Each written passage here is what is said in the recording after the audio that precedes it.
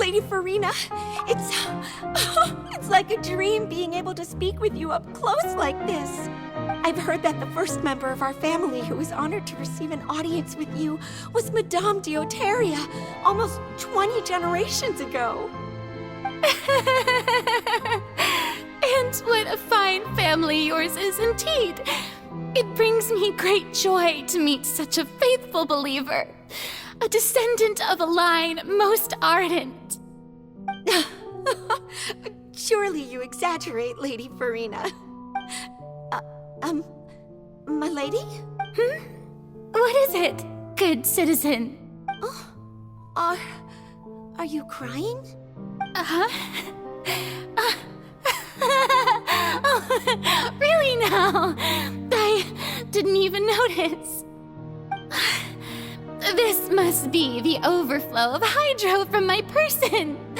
Well, can't quite help being the god whose dominion is the waters, can I? No wonder. No wonder. A manifestation of your power, then. Oh, Archon, I am honored to have witnessed it. Honored indeed.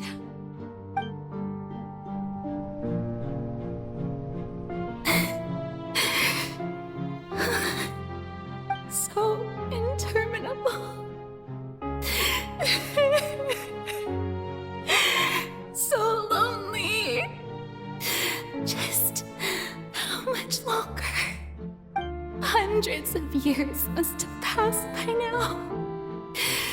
Perhaps the show must go on for hundreds more. I never imagined that it would hurt so much. Have I reached my limit? No. Perhaps I reached it long ago. Today I didn't even notice my own tears. I want to tell someone, anyone, about this. But would that not destroy all I've done so far? I've conducted so many investigations across the centuries. But there's not even a sliver of hope that we might break the prophecy. All I can do is keep heart. I must maintain this act. It is the only way to save Fontaine. Please, mirror me. You have to succeed.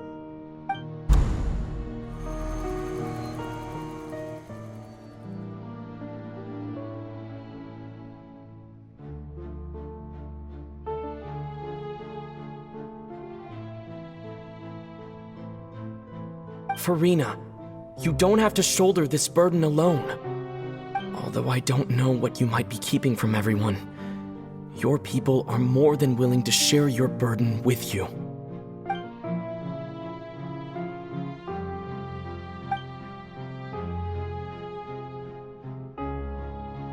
Share my burden. That's impossible. It was fated right from the start that this would be my duty alone. But even if your burden doesn't need to be shared, you can still choose to confide in someone. Just share it with me. I'm what you'd call a witness. A witness? Yes, I've heard that you came to Tevat from beyond the stars, yes. In other words, you never belonged here. And if Tevat is, in its entirety, a show on a stage, then you're just a spectator, aren't you? If that's the case... He's right. I could confide in him, couldn't I? But if things don't play out as expected, the people of Fontaine will be the ones to pay the price. No, Furina. You shouldn't be selfish. But what if it's really all right? Furina, you've worked so hard for so long. Surely it would be okay to put yourself first for once. Just this once. Is it such an outrageous thing to do anyway? To find someone in whom you can confide your frustrations and sorrows? Surely it could not hurt. If you let this opportunity slip through your fingers, it might never come by again. Think about it long and hard.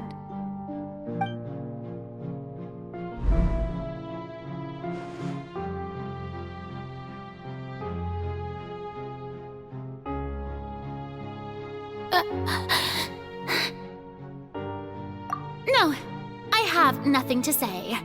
I am Furina, the Archon of Fontaine. Everything will surely get better. All you need to do, dear spectator, is to witness my performance until the curtains fall.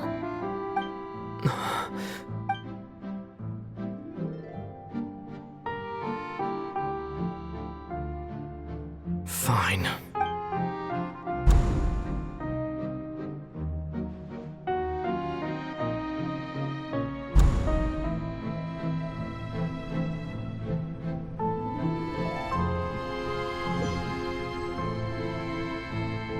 So even Furina doesn't know the truth? You've never once let her in on the full plan? Yes, it had to be done. To deceive the heavenly principles, you must first deceive yourself. She did very well. If she had let her resolve falter even once in these 5 centuries, Fontaine would have been doomed to the most tragic fate. It seems that trusting humanity was the right decision after all. I believe that I understand how your deception works, but that is only half the truth, is it not?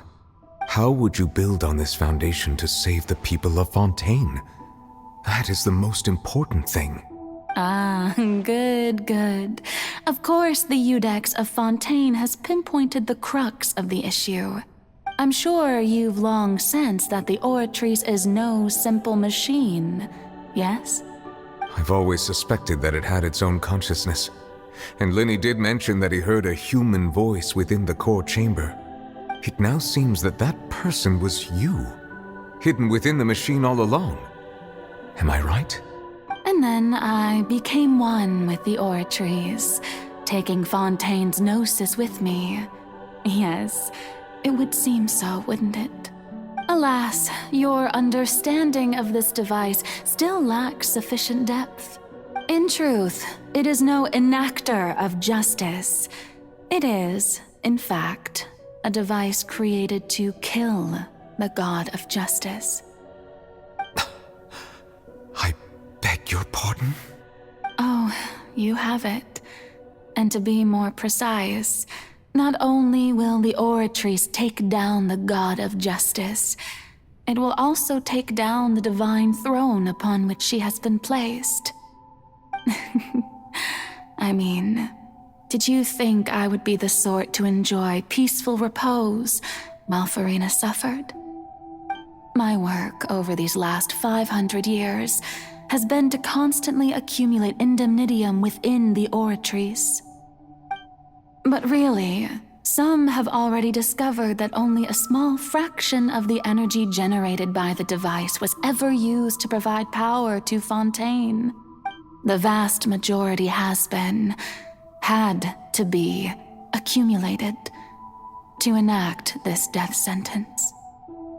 It was all a part of your plan then? Both the trial and the sentence? Indeed. This power, accrued over 5 centuries, could have sustained Fontainians for millennia had it only been used for that purpose. Almost all of it has now been stored within the Oratrice.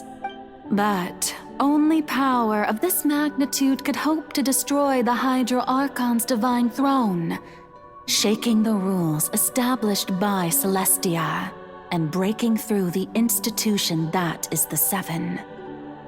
So the Oratrice's call for death was for neither Furina nor Focalor, but for the Hydro Archon. The destruction of that divine throne. If I do not misunderstand your intent, you must be... Returning what's rightfully yours to you, of course. In In other words, this was all done to return the authority of the Hydro Archon to the Hydro Dragon of this planet. But...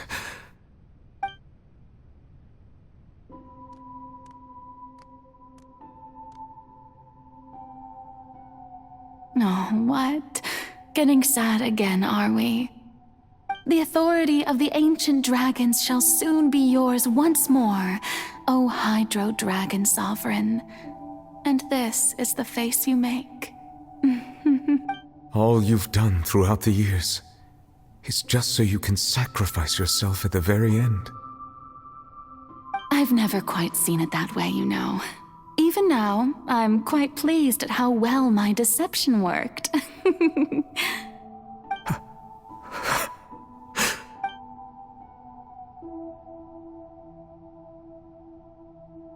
Hydro Dragon, don't cry. I must say, had it been within my rights, I would have loved to judge the heavenly principles themselves. Were they not guilty of essentially the same crime? Egeria stole the power of the primordial sea, and the heavenly principles stole the power you ancient dragons possessed. I, for my part, am the god of justice. And is it not just that your original powers should be returned to you?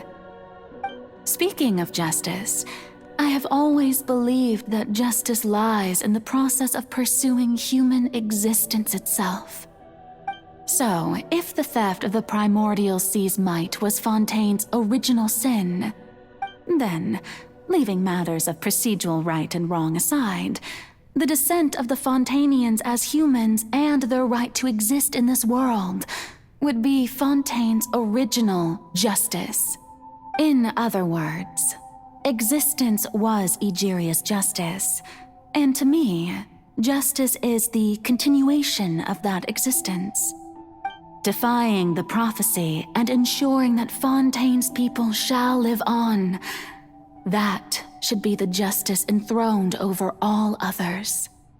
At this point, we, whether it be myself or all other Fontanians, have shouldered the burden of this sin for far too long. Iudex Nervillet, the highest judge in our land, when you regain your full power as an elemental sovereign, what verdict shall you pass upon us? So when I was invited to the court of Fontaine to serve as Iudex, I see now that that was your idea too. At last, I now understand the true purpose behind this position. In the beginning, I was uninterested in human existence. But these 5 centuries of living alongside them have gradually brought about mutual understanding between us. And I have even attempted to feel as they feel.